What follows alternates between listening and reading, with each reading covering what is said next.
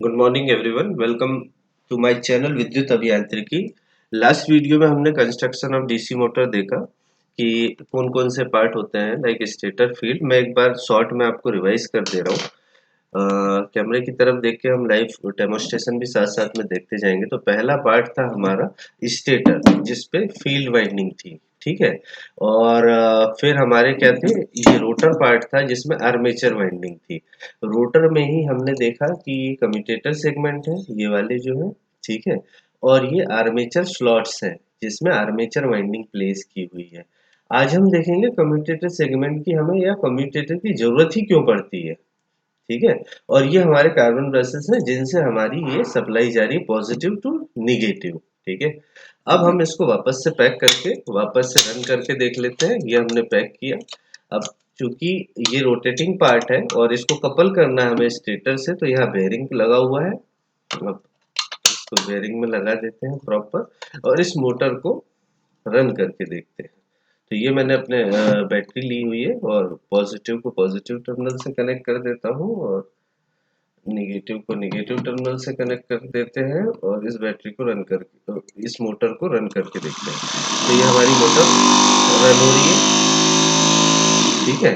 अभी आपने देखा कि ये इस डायरेक्शन में मूव हो रही थी, मतलब एंटी क्लॉकवाइज। अब मैं इसके टर्मिनल, आर्मेचर टर्मिनल चेंज करता हूँ तो हम इसको क्लॉकवाइज डायरेक्शन में भी मूव होते देख लेते हैं। अब ध्यान से देखोगे आप तो ये क्लॉकवाइज डायरेक्शन में मूव हो रही है, ठीक है। तो अगर मुझे डीसी मोटर की डायरेक्शन बदलना है तो मैं आर्मेचर के टर्मिनल बदल दूंगा, ठीक है। अब फील्ड के मैं नहीं बदल सकता क्योंकि ये जो हमारी मोटर है वो परमानेंट मैग्नेट टाइप की है। यहाँ देखो आपको परमानेंट मैग्नेट दिख रहे हैं, है ना। तो परमानेंट मैग्नेट एक्साइटेशन है, तो मैं यहाँ फील्ड में चेंज नहीं कर सकता। अगर यही मोटर मेरी परमानेंट मैग्नेट एक्साइटेशन वाली नहीं होती और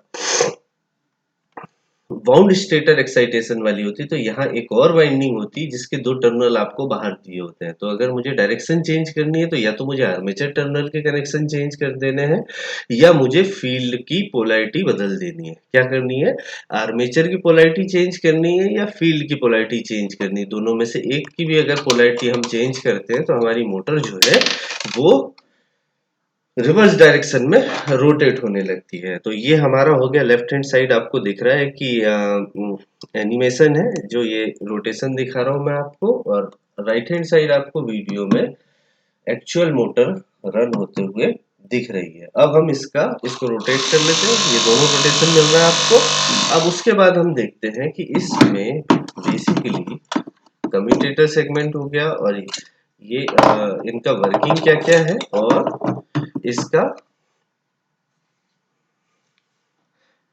किस प्रिंसिपल पे ये काम करती है। तो नेक्स्ट आगे बढ़ते हैं। ये हमने स्टेटर फील्ड वाइंडिंग को बनाने के लिए आपका यहाँ पे एक एन पोल ले लिया है और एक एस पोल ले लिया है, ठीक है। तो फील्ड हमें मालूम है, यहाँ जैसे अपने परमानेंट मैग्नेट टाइप का स्टेटर लिया हुआ है तो एक एन पोल है, एक एस पोल है जो एक कांस्टेंट नेचर की मैग्नेटिक फील्ड डेवलप कर रहा है। ध्यान देने वाली बात यह है कि यहाँ पे जो मैग्नेटिक फील्ड है वो चेंज नहीं हो रही, कांस्टेंट नेचर की है, ठीक है। अब आते हैं हम, तो फील्ड वाइंडिंग के कारण हमें क्या मिल गई, स्टेटर एयर गैप में मैग्नेटिक फील्ड मिल गई जो एन से एस पोल की तरफ जा रही है, ठीक है। यहाँ तक समझ में आ गया होगा कि स्टेटर पे जो फील्ड वाइंडिंग है उसकी वजह से हमें क्या है, एयर गैप में एक फील्ड मिल रही है, ठीक है, एक मैग्नेटिक फील्ड मिल रही है। अब नेक्स्ट हमने क्या किया, इस आर्मेचर को, है ना, इस आर्मेचर को प्लेस किया कहाँ, रोटर पे, और उसे एयर गैप में लाया। तो ये मैंने एक डेमोन्स्ट्रेशन बनाया है, ठीक है। यहाँ जैसे आप एक पॉजिटिव टर्मिनल हो गया और एक नेगेटिव टर्मिनल हो गया, इसको समझने के लिए। जैसे यहाँ आर्मेचर पे आपको आर्मेचर स्लॉट में काफी सारे कंडक्टर दिख रहे हैं और स्लॉट्स भी ज्यादा दिख रहे हैं। मैं एक टर्न लेके आपको एक्सप्लेन करूंगा कि यहाँ क्या हो रहा है। तो मैंने एक टर्न ले लिया, एक क्वाइल ले ली और उसके एक टर्मिनल को पॉजिटिव से कनेक्ट कर दिया, एक को निगेटिव से कनेक्ट कर दिया। ध्यान देना, यहाँ पे हमने क्या किया है, एक टर्मिनल को पॉजिटिव से एक निगेटिव से कनेक्ट किया, मीन्स अभी हमने कम्यूटेटर को लाया ही नहीं है, ठीक है। अभी हम यहाँ से ऐसे समझते हैं, उसके बाद देखेंगे कि कम्यूटेटर की जरूरत हमें पड़ी ही क्यों, ठीक है।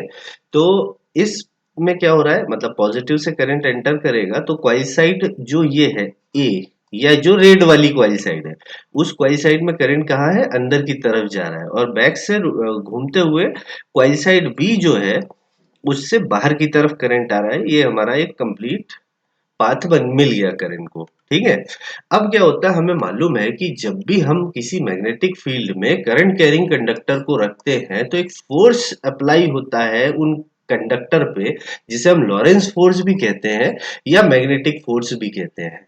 तो ये जो फोर्स है ये दोनों कॉइल साइड पे अप्लाई होगा। क्यों? क्योंकि करंट कैरिंग कंडक्टर आपका कॉइल साइड ए जो रेड वाला है वो भी है, और कॉइल साइड बी जो आपका पर्पल वाला है वो भी है। तो क्या होगा, आपको ये जो लॉरेंस फोर्स है या जो मैग्नेटिक फोर्स है, इसको निकालने के लिए हम क्या करते हैं, फ्लेमिंग्स लेफ्ट हैंड रूल का यूज करते हैं। तो एक क्वेश्चन का आंसर तो ये हो गया कि फ्लेमिंग लेफ्ट हैंड रूल का एप्लीकेशन बताओ। तो डीसी मोटर में हम इसको अप्लाई करते हैं। ठीक है, अब फ्लेमिंग्स लेफ्ट हैंड रूल क्या कहता है कि हमारा जो थंब है, ठीक है, उसको हम इस तरह से याद करते हैं कि father mother and child, F force, mother M मतलब मैग्नेटिक फील्ड, और सी चाइल्ड मतलब करंट।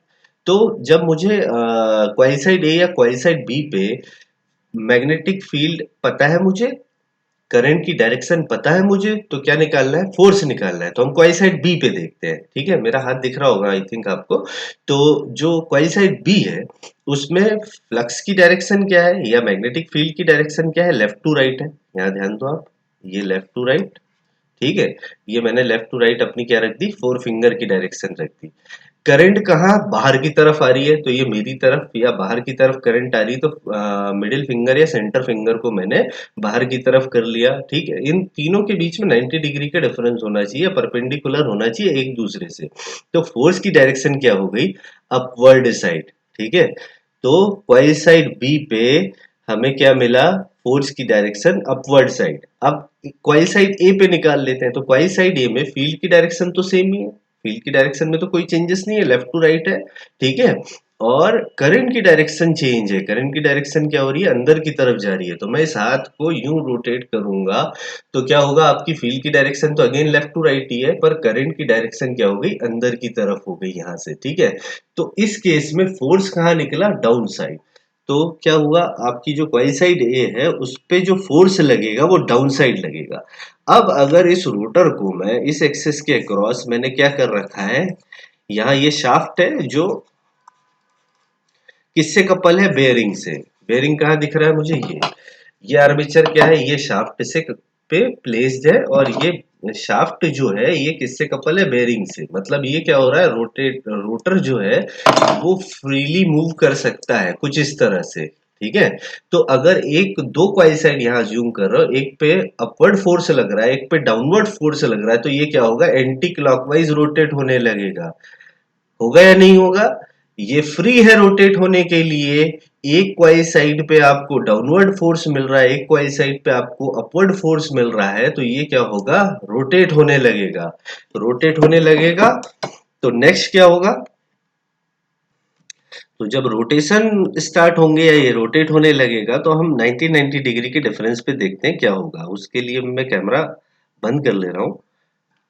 ठीक है, तो क्लॉक किस डायरेक्शन में हमें रोटेशन मिलेंगे, तो कॉइल साइड ए जो है यहाँ पे हमें डाउनवर्ड फोर्स मिल रहा है। ठीक है, और कॉइल साइड बी जो है जहां से करंट बाहर की तरफ आ रहा है वहां अपवर्ड साइड मिल रहा है, तो ऑब्वियसली रोटेशन जो है एंटी क्लॉकवाइज मिलेंगे। ठीक है, तो 90 डिग्री के बाद कंडक्टर कहाँ जाएगा, तो ये जब नीचे की तरफ मूव करेगा और ये ऊपर की तरफ मूव करेगा, तो 90 डिग्री के बाद जब 90 डिग्री का रोटेशन हो जाएगा तो ये जो पर्पल है ये ऊपर की तरफ आ जाएगा, और ये जो रेड वाला है ये नीचे की तरफ आ जाएगा। तो नेक्स्ट पोजीशन आपकी ये हो जाएगी जहां ये पॉजिटिव टर्मिनल है और ये निगेटिव टर्मिनल है।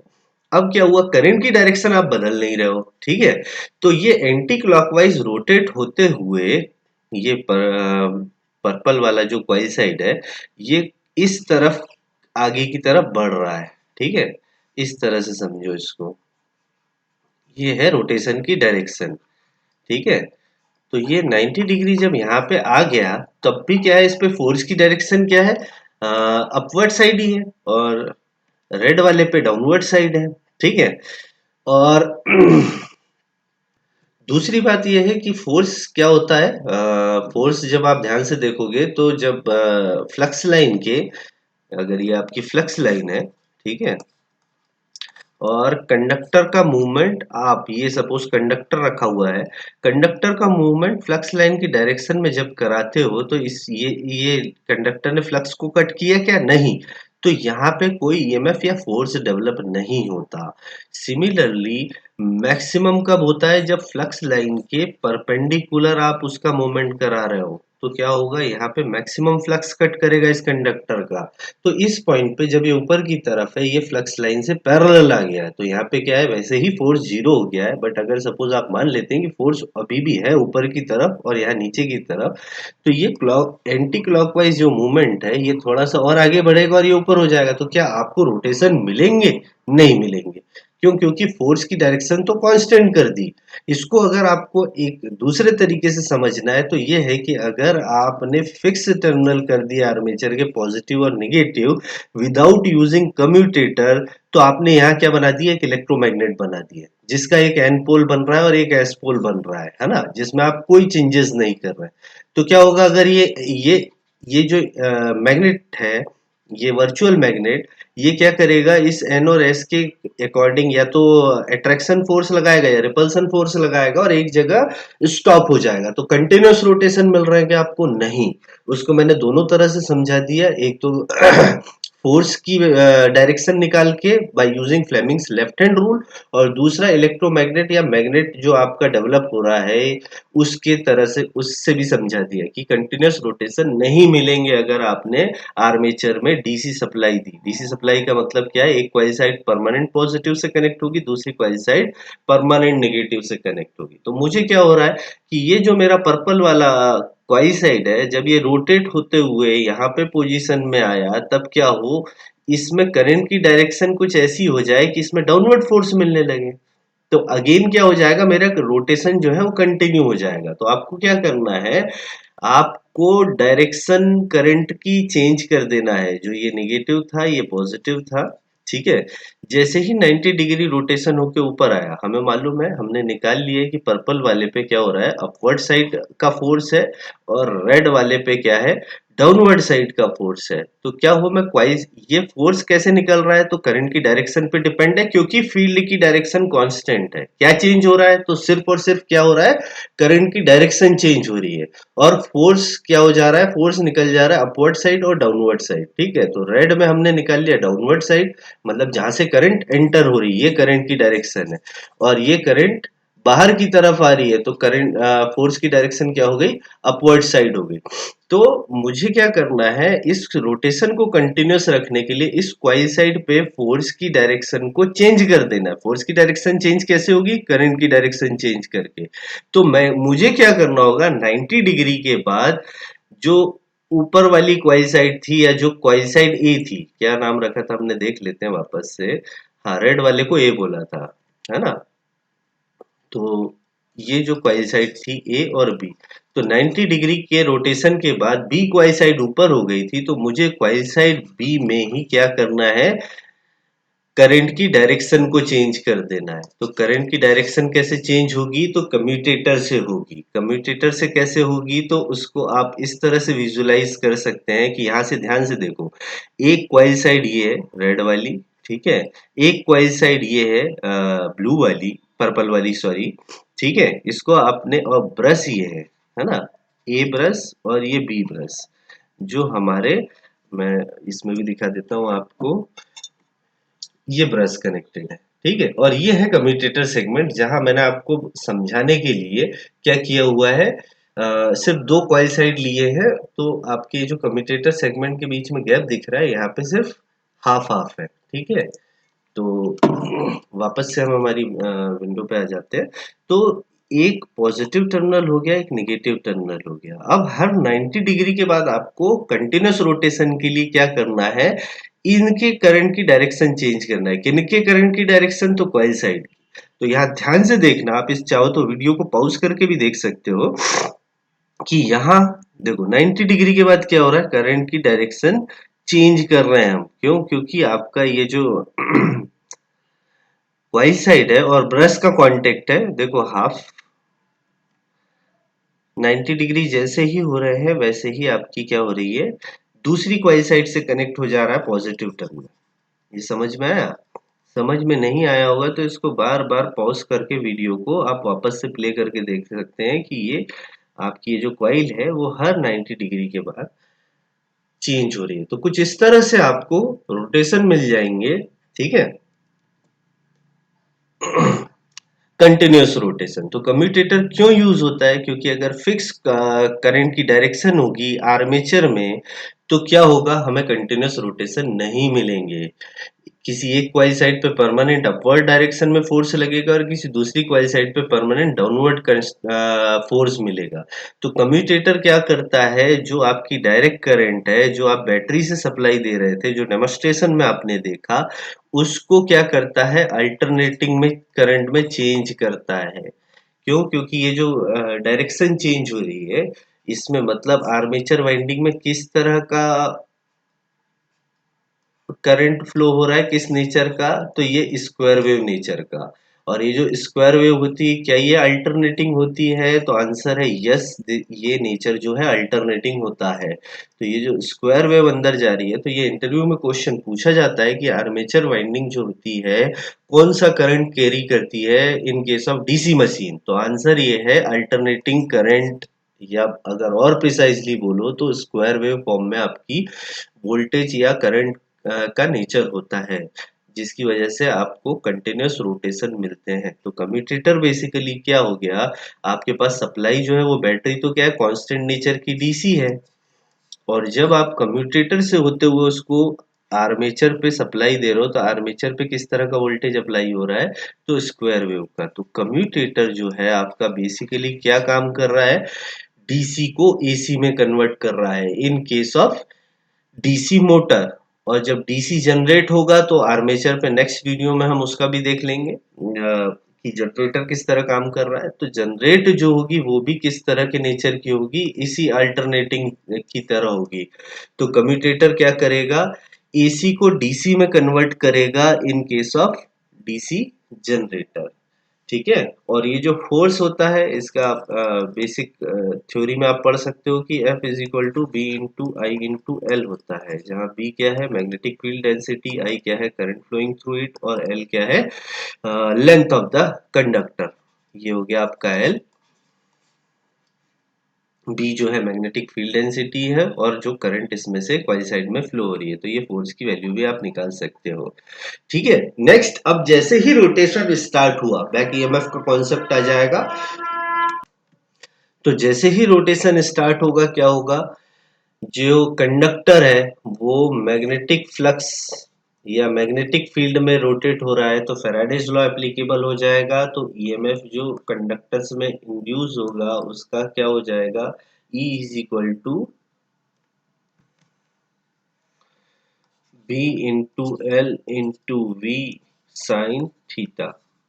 तो बी क्या है, again magnetic flux density, L क्या है लेंथ ऑफ कंडक्टर, वी क्या है वेलोसिटी, ठीक है, इस कंडक्टर के मूव होने की वेलोसिटी, ठीक है, और साइन थीटा क्या है, जिस एंगल पे ये रोटेट हो रहा है। तो अगर कंडक्टर क्या है, कंडक्टर की डायरेक्शन आपकी फील्ड की डायरेक्शन से, मतलब ये पोजीशन है, यहाँ से रोटेट हो रहा है, तो ये क्या है मैक्सिमम है, मतलब इस पे साइन थीटा क्या हो जाएगा 1।